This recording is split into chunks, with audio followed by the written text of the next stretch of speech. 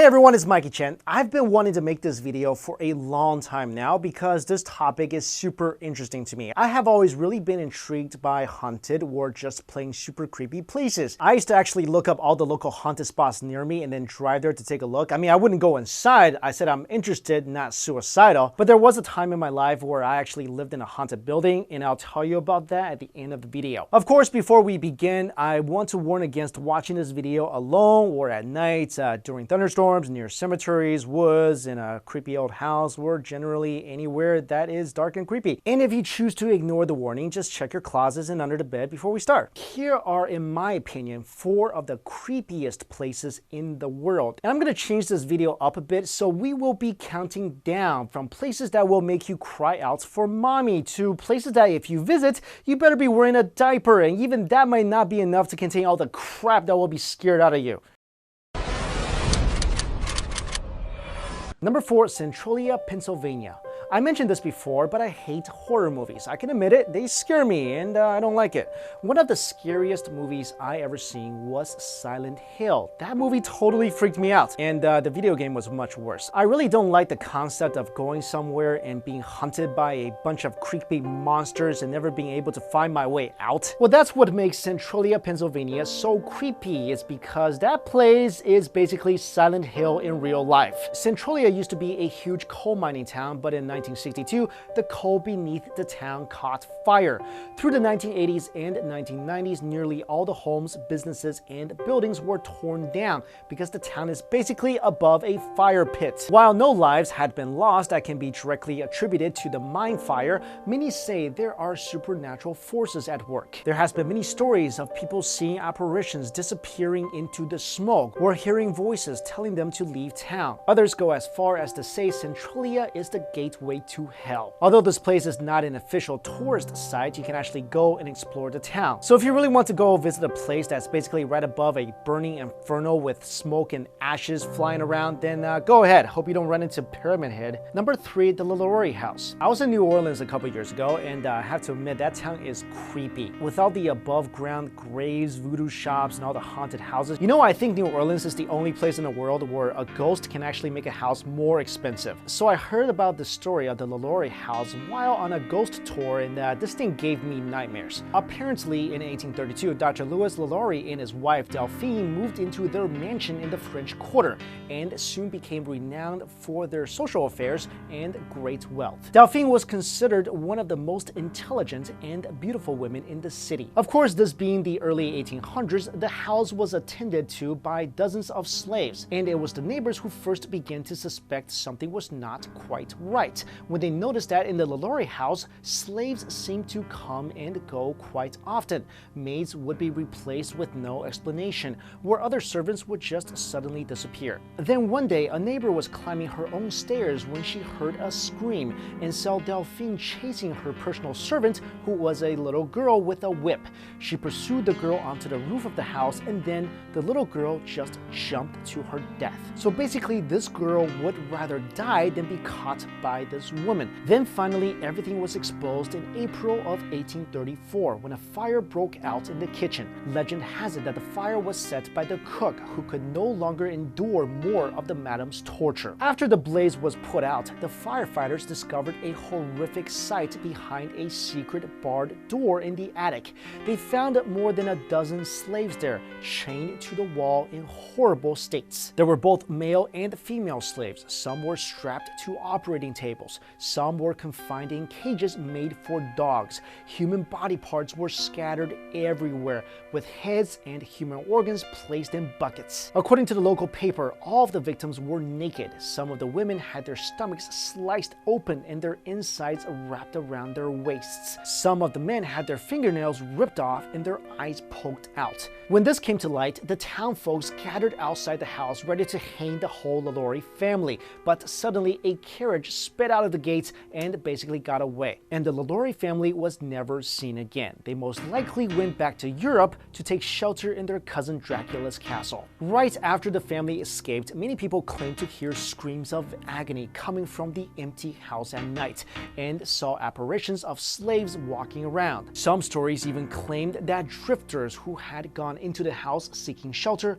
were never heard from again. What's crazy is that today the house has been renovated and restored and serves as luxury apartments. What other city do you know of that can turn a haunted building where dozens were brutally murdered by the evil versions of the Addams family into luxury apartments? I mean, seriously, luxury apartments? You can't pay me to live in that place. I'll go live in a drug den in the worst part of town and I think my survival rate will still be better. Number 2, the Island of the Dolls. This place is the combination of 3 terrifying factors: little kids, creepy island, and dolls. The Island of the Dolls is located in the canals south of Mexico City, and this place is covered with dolls. And not Barbies or Cabbage Patch Kids. We're talking about super creepy looking, mostly mutilated dolls with eyes that seem to follow you everywhere. I mean, take a look at these things, and this is in daylight. Can you imagine getting up in the middle of the night, hear a voice, go outside and look around and see this? And as we continue to peel the layers of this super creepy onion, it just keeps getting more and more horrifying.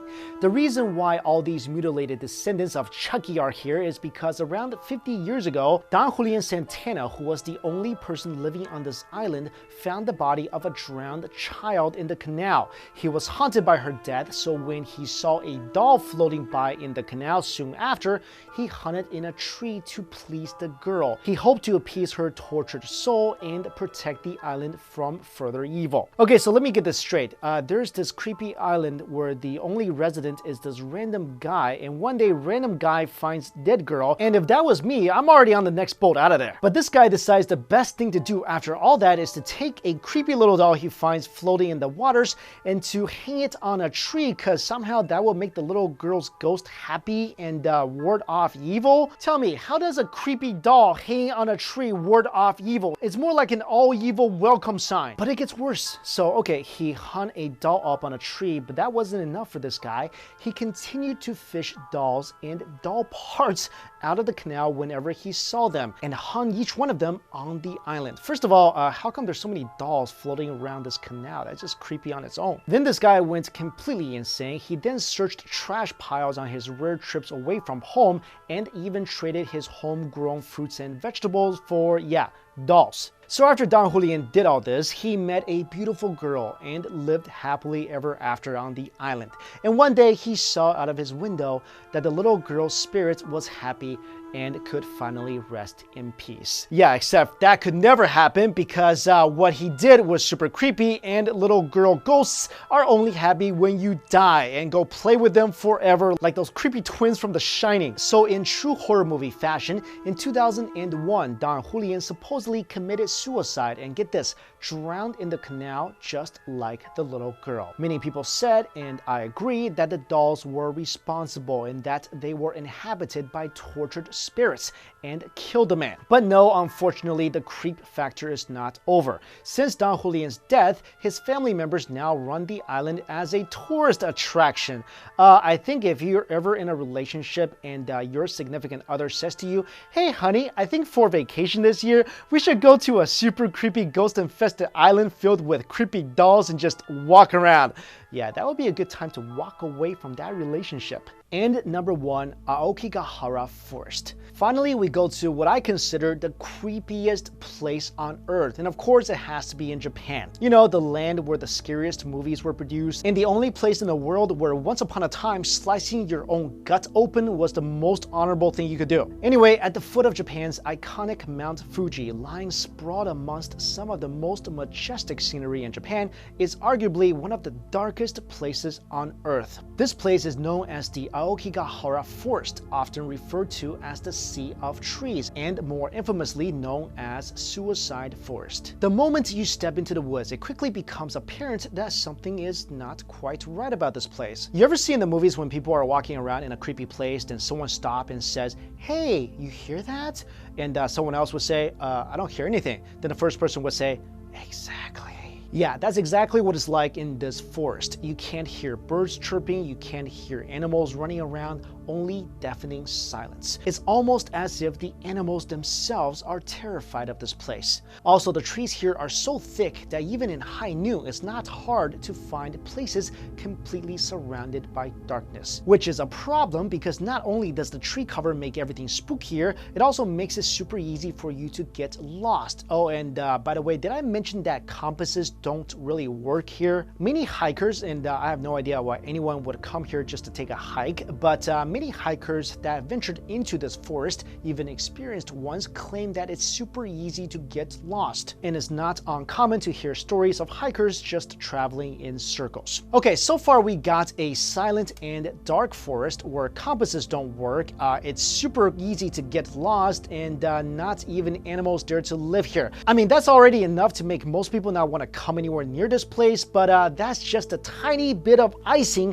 on this nightmare-inducing Japanese horror cake. The reason why Aokigahara is called Suicide Forest is because more than 500 people have taken their own lives in this place since the 1950s, and the numbers are only going up. In 2003 alone, there were 105 confirmed suicides. In 2010, police records show that 247 people attempted to commit suicide in the forest, but only 54 of them succeeded. The situation is so bad, local authorities have put up suicide prevention signs at the entrance to the forest. Some of these signs include "Your life is something precious that was given to you by your parents. Think about your parents, siblings, and children once more. Do not be troubled alone." So all that should have definitely solidified this place as the creepiest place on earth, but let's just add one more bit of horrifying information. Because this forest is so massive and hard to navigate, officials believe there are many bodies in these woods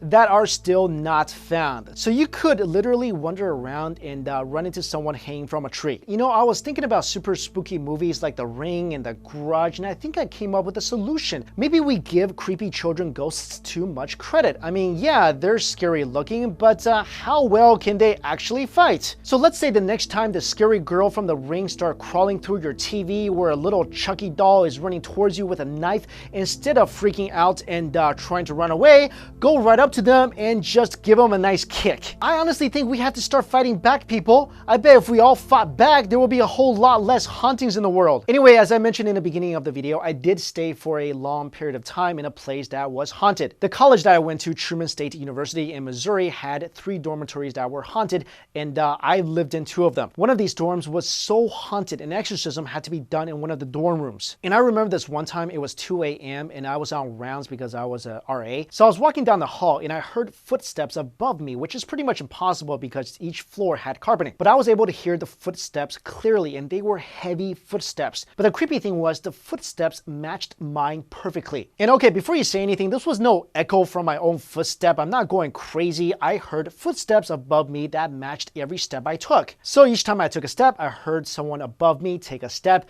Then I got a little freaked out because it's 2 o'clock in the morning. Then I started walking faster, and then the footsteps started following me faster. And then I just started running down the hall, and the footsteps above me did the same. So then I just ran into the dorm lobby and just stayed there. Because at that point, if you went into your room alone, you're gonna die. Like I said, every floor was carpeted. The footsteps above me was super loud, like a monster, like Bigfoot was walking above me. But anyway, taking my own advice, if this ever happens again, it's fight on. All right, guys, thanks so much for watching.